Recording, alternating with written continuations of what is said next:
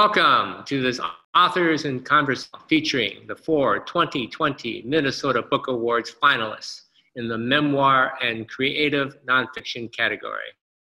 Minnesota Book Awards program of the Friends of the St. Paul Public Library in the organization's capacity as the Minnesota Center for the Book. This year's book awards are sponsored by Education Minnesota and the Memoir and Creative Fiction category through the generosity of Bradshaw Celebration of Life Centers.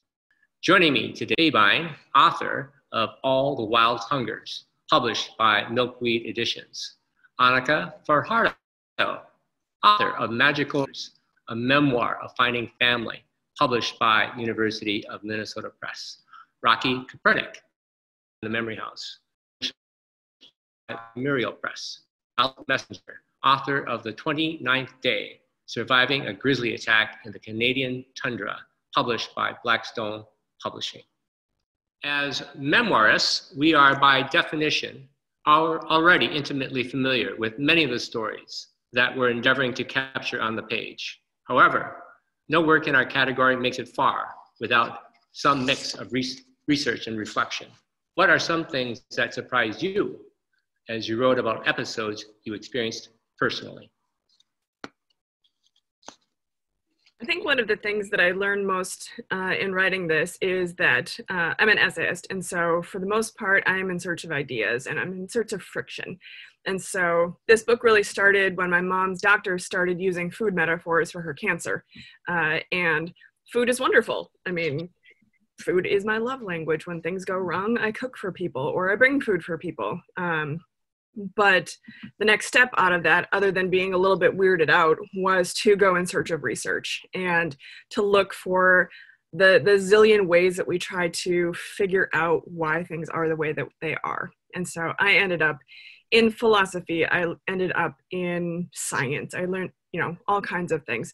And I find great inspiration in research. And that's a great place then to stand in one place and give some perspective to some of the reflection and some of the history that some of the actual stories that I was working with came into play. So that's where I started.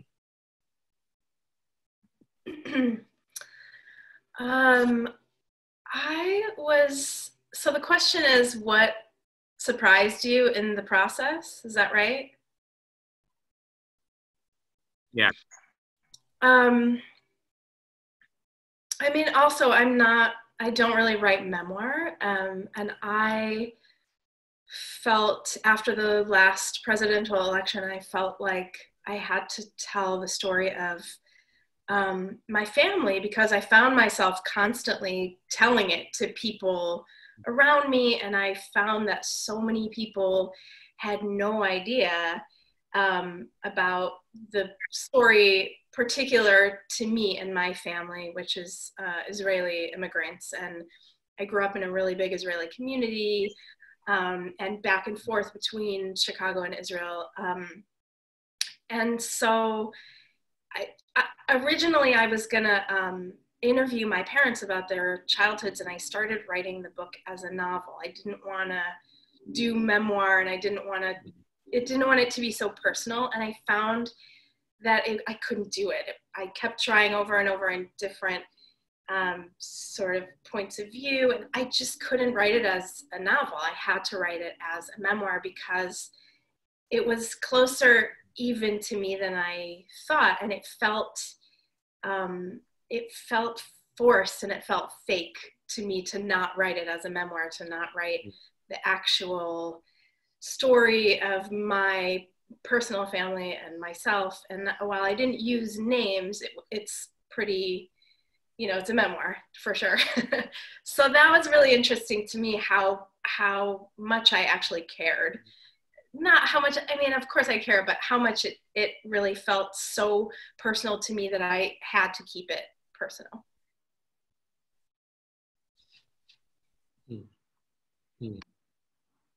Wonderful. Alex. Yeah, so I think one of the things that surprised me a lot with writing The 29th Day was how much can come back, how many details can come back when you really focus. we talk about, you know, how memory is fallible and everything. And the time that elapsed between this attack that happened in 2005 and when I actually wrote about it quite a few years later, it's a long time. And I'd kind of been putting off writing that section because I was nervous to go back there, and I didn't know if I was ready to go back there because it was so traumatic and terrifying. But I got to the point where I knew that that's what I had to do next. And I just created this space to bring myself back to that attack, and had several basically midnight sessions writing in the dark, just bringing myself back to that moment. And it was really challenging and not without its cost, but you know, it was amazing how much I could recall when I really focused on it and set myself up for success to transport back to that time. So it's kind of flipped from what you typically think of when you think of memory, but you have the power to go back to those times. It's pretty amazing. Wonderful. Anika? Yeah, Alex is right about how if you think about it enough, you get this really strong, all these senses come back. And I have a story in the book that's about a time I fell in a fountain. And this was a childhood memory, very, very early childhood memory. And when I went back and met my dad in Colombia, and we were by a fountain, and I told him that I had fallen in a fountain when I was little, and it turned out that he had been there. I was under 1.5. And it was the only memory that I have that intersects with him being in my life. And so at that time, so this process of memory and reflecting on it is sort of this iterative process. So at 21, I sort of went through this process of thinking about it. And what does this mean that we have this memory in common? And then going back into writing about it meant doing research, which it happened at the Black Forest Inn in Minneapolis. And so I went back there, and one of the really strong memories was a red checkered tablecloth. I fell in the fountain, the waiter came and wrapped me in a red checkered tablecloth. Well, if you've been to the Black Forest Inn anytime recently, they actually have black checkered tablecloths. So, you know, this really, really strong memory turned out to be a false memory. And yet, since I've written it and told this story, even my parents now talk about it in the same terms. So you take this truth and then kind of shape it, and it kind of becomes false, but then it becomes everybody's truth because of how you've written it. And, you know, there's so many examples of that, I think, in nonfiction, where you see these things through different lenses. It's so interesting, I think, how our memories and our truth isn't necessarily the actual thing that happened. Like if we had a recording of it, it's different than what the feeling of it is. And I was thinking about that a lot in writing my book as well. Just like I was talking to my mom and she was like, that's not what happened. And I was like, that is what you said. And she's like, I never felt that. And I never said that. And I was like, I remember that. And I don't know who's right. It's like the feeling is what the memory is. It's like cellular and ethereal, and also in your muscles and your bones, and it's not really in your mind. So that's really interesting how you all remember it differently. I think I was reading some research on memory a little while ago, and I probably don't have it completely right, but there was something about how you don't remember the actual thing happening. You remember the last time you told it. And so the red checker tablecloth becomes as true as the black checker tablecloth because you don't actually remember. I mean, the synapses don't exist to go back to the black checkered tablecloth. That's Exactly. so fascinating, because that's really one of the things that I struggled with, like I talked about with the time that was elapsed. And you're totally right, where the telling is what you remember the next time. So I found it just such a challenge to go back to that actual raw memory and to recall something like that. But I think, you know, that's one of the things that's really magical about really focusing is when you get to that nugget of what actually happened and what you can actually experience again by replaying it. It's something that I try to hold on to with, like, for instance, with me, the bear attack and other really important times in my life. It's like, if you're able to actually go back to when it happened and to replay the actual memory, it's so much more rich than the replay of the last time you told it.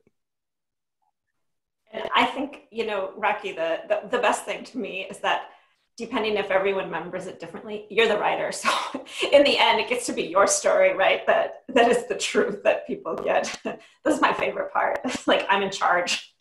Yeah, absolutely. And I had those conversations with my parents too. You know, I was like, I'm writing this, you're telling me, but I'm writing it from my perspective and my feeling and my memories also woven in. So I'm not writing your story, your biography for you. I'm writing my experience of sort of what I remember and what I'm hearing from you. So yeah, right. We get to say whatever we want. That's true. One of the things that was really important for me as I was writing my book is I wanted it to be as accurate as possible. I had a lot of material that I could draw upon for that. But I wanted, for instance, the other guys on this trip that we were on to be able to look at it and be like, yeah, that's what I remembered. So I put in a lot of groundwork to make that happen. You know, to an original question, what research, how research play into it, interviewing people and keeping a journal and things like that.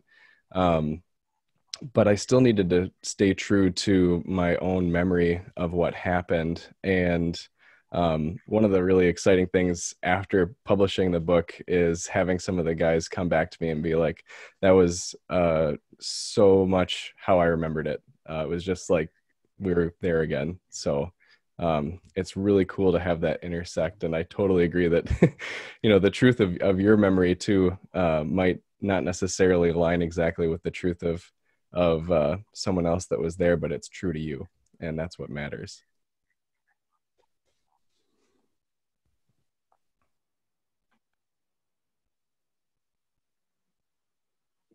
Well, shall we go to for each of you?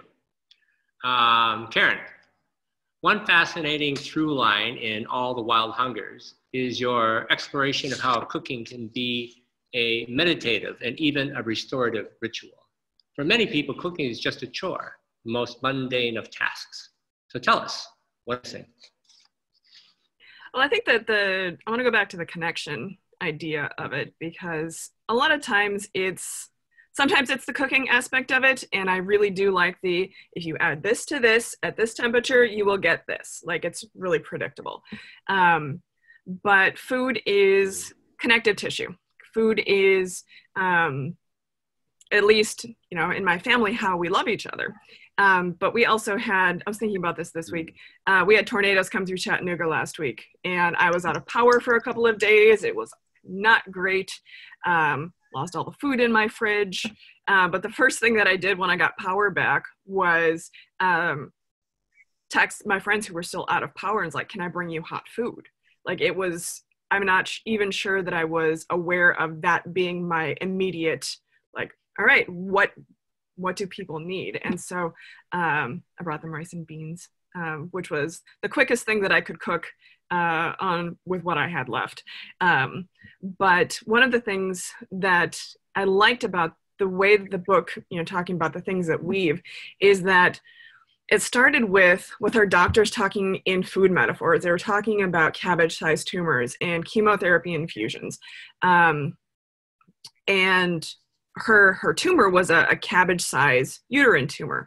And at the same time, my sister was pregnant, and I think my nephew was a lemon at the time. And so here was food being used in this really not great way, but then here was food as super cute, and here's how we were measuring, you know, a new life coming into our family. And so then the line started to go out from there, and into the ways that food existed in our family, from growing up in rural northern Minnesota. And my mom would make a hot dish with elbow macaroni and ground beef and tomatoes. My dad walked in one night and he was like, "Where's the beef?" Because Walter Mondale was, saying that. And so apparently a couple of days later, I walked into kindergarten and looked at our lunch line and I was like, "Oh, we're having Walter Mondale hot dish for lunch." And now this is a small town of 100 people. And so the lunch lady, of course, knew my parents. And so she called them to tell them the funny thing that I had said. But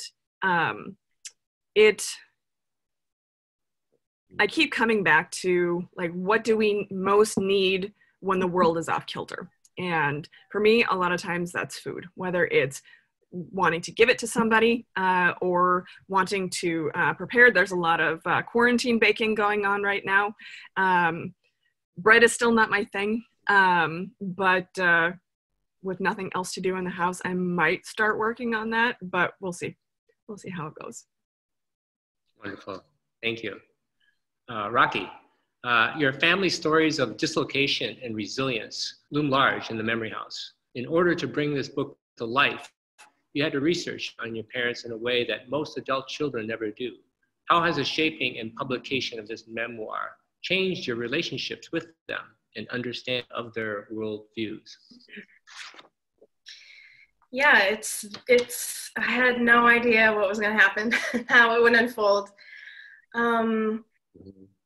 But the thing that was really the scariest for me, like I said, I don't normally write memoir, was how are they going to respond to the book? I mean, I wrote it, like I said earlier, I wrote it in response to the election, and I wrote it for other people. I wrote it so that I could stop sitting around and talking, and I could just be like, here, just read my book. Here's the story, And what actually unfolded was that my parents felt very honored, and they felt like I was representing their voice and their story and their experience. And, they felt like this doesn't exist, and you made it exist for us. And then, in turn, my mom is part of like a bunch of different Israeli groups, and they do book groups and art groups. And so their book groups really wanted me to come, all the friends, some people that I knew my whole life and some people that I didn't. And they live in Chicago, so it's this big Israeli community in Chicago. And I was the most nervous to read for them and to talk to them because they know the stories better than I did. They lived the stories. But what ended up happening was that they were just like, everybody was so excited. And they, as I would read and as we would have conversations, they were like, you are representing our kids, and that's how our kids are. And they would be like, I remember this and I remember that. And yeah, that touches on this. And that has been, excuse me, an amazing experience. I do feel, I feel like I'm close to my family anyway, but I feel closer to that community, and I do feel closer to my parents. I feel also like I feel that they're really proud. They're really proud of it. And my mom bought, like, most of the book sales are from my mom. Like, she bought so many books, and she's like, I sent a book here, I sent a book there.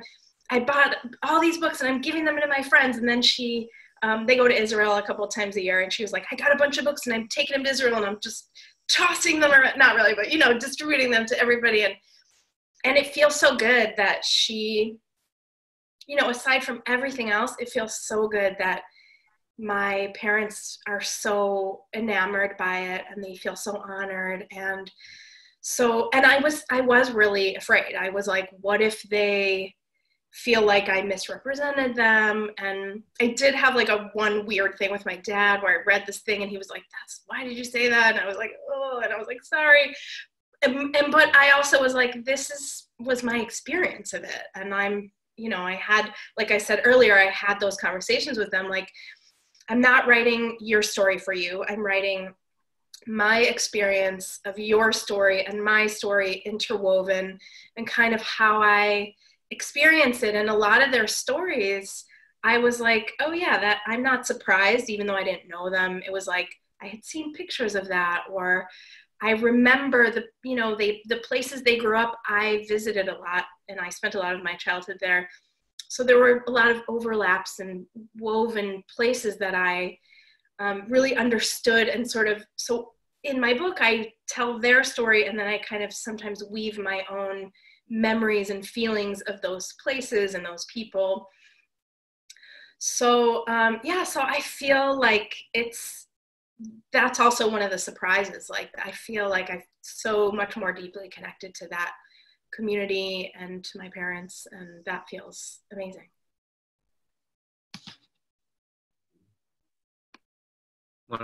Wonderful, thank you.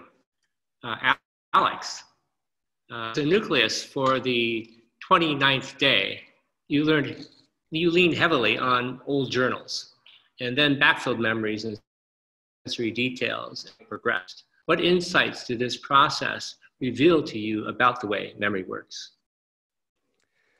Yeah, I definitely used a lot of journals when I was writing this. I was really lucky in that I kept my own journal. So I had a firsthand account that had been written when everything was super fresh. And it took a long time for me to end up writing the book. And I was kind of putting it off because I didn't really know exactly what I wanted it to be. I was still processing the events of what had happened and was still trying to figure them out. So I didn't start writing the book for a long time, but I knew enough to start expanding on those journals. So I started transcribing my journals within the first couple of years after the attack itself. And, even at that point, it was clear that memory is full of blind spots. You can remember all these different little nuggets of what happened, but there's a lot of things in between that just don't pop up in your memory. Going through a journal really helps to fill those in. And when I was transcribing them, I used that to my benefit. So as I was going through, I'd be transcribing this handwritten journal, and as anything whatsoever popped into my brain that I recalled from that time, I would just write it all down. And so I created this enormous source document that was like 200,000 words or something crazy to start out, that I was going to winnow down, and it was full of all kinds of unnecessary stuff, like what we ate for every meal for the entire trip and things like that. But having that as complete of a document as I could have was really, really important. And it's just amazing how a trigger can fill in something like that. I mean, I think Anika was mentioning earlier about the tablecloth. And when you make that connection with what something actually was, or you get a smell, or you get to a space that you've been to before, and you get that memory jog, it's amazing what comes to the surface, and how vividly, again, you can get transported back to that initial happening. And for me, journals and things like that are just one of the most powerful tools that I've ever found for recall. And combining that with photos as well is incredibly valuable. So you can really get back to a place with those things combined. So they were invaluable when I was writing the book itself. So.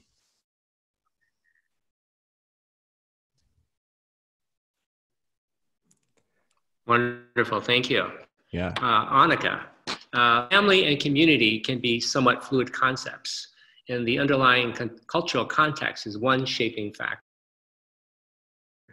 In what ways are the ties that bind us even overtly different in Colombia as compared to Minnesota? Well, so I was born in Colombia, and when my parents got divorced, my mom brought me back to Minnesota, where she grew up. And so I grew up with my mom's side of the family, who was many generations back Minnesotans, on both of her parents' side. My grandfather was a self-proclaimed hugger, which I think is a little unusual in the sort of white Minnesota culture. He always talked about his spinster aunts who were very huggy also. So, you know, for him, he kind of came from this demonstrative family. And, but at the same time, it's still, you know, it's still Minnesota. And so when I first went back to Columbia at age 21 and met my father and my dad's side of the family and all those relatives, that was one of the things that stood out to me is the sort of, we thought a hug was demonstrative, but this culture and the people that I met and my family are, you know, have a different sense of what personal space is, certainly compared to what, you know, the average Minnesotan has, where we don't have trouble with the 6 feet distance right now. They you know, they kiss on the cheek, they put their arms around each other just for fun. And one of the things that really struck me because I was young was the fact that all the parents kept the TVs in their bedroom. And so when it was time to watch TV, all these 20-somethings would pile into the bed with their parents in this big, you know, puppy pile of basically adults, but this sort of physical closeness that I was really unused to. And I feel like you see that in the culture beyond just my family too. My brother just got married this past summer, and so my dad came to California for his wedding, and we again got to see this sort of, and now that we're all older, to see this sort of same thing. And we rented an Airbnb together, and it was still kind of everyone pile on the bed, everyone pile on the couch, even though we're all adults. And so it's an interesting thing to kind of come from this place where we thought we were a huggy family to this completely, you know, above that. And, you know, being a mixed kid, kind of figuring out like where, and I don't really feel quite right in either place. You know, it's really boring to go back to Minnesota Christmas and see everyone sitting very properly. But then in this wedding, feeling kind of overwhelmed by the demonstrativeness of all the relatives. Thank you. Thank you, Wing. This was great. Thanks, you guys, for putting it together. Thanks, Alex. Yeah.